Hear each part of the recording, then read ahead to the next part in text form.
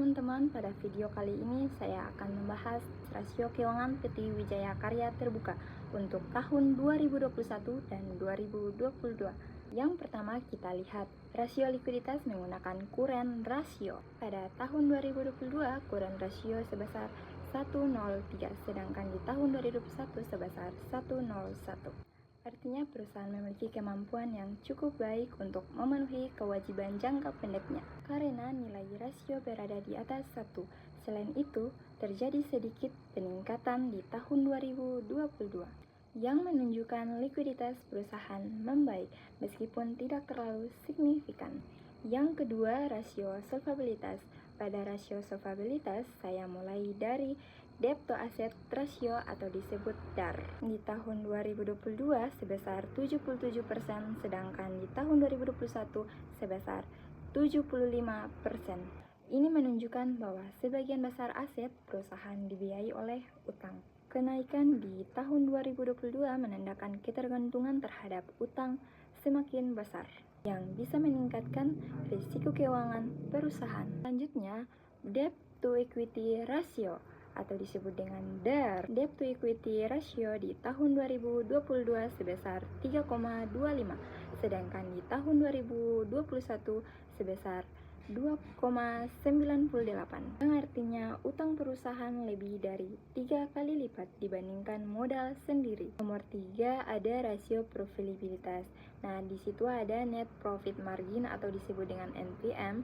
Untuk net profit margin di tahun 2022 sebesar 0,04, sedangkan di tahun 2021 sebesar 1,60%.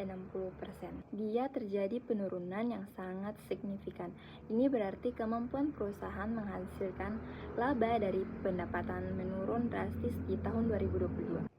Selanjutnya ada return on assets atau disebut dengan ROA.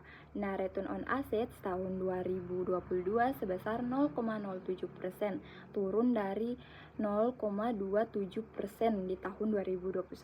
Selanjutnya yang ketiga, return on equity atau disebut dengan ROE. Return on equity di tahun 2022 sebesar 0,03%, sedangkan di tahun 2021 sebesar 1,07%. Penurunan ini menunjukkan bahwa tingkat pengembalian kepada pemegang saham juga menurun drastis. Nah, yang terakhir ada rasio aktivitas atau disebut dengan total asset turnover.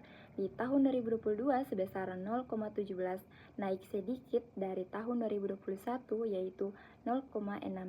Ini berarti perusahaan sedikit lebih efisien dalam menggunakan asetnya untuk menghasilkan pendapatan, meskipun peningkatannya masih kecil, di bawah. Nah, baik teman-teman, di sini saya akan menyimpulkan secara keseluruhan kondisi perusahaan yang menunjukkan pertama, likuiditas cukup stabil, kedua, risiko keuangan meningkat karena utang bertambah, ketiga, profitabilitas menurun tajam, yang terakhir ada aktivitas perusahaan sedikit membaik.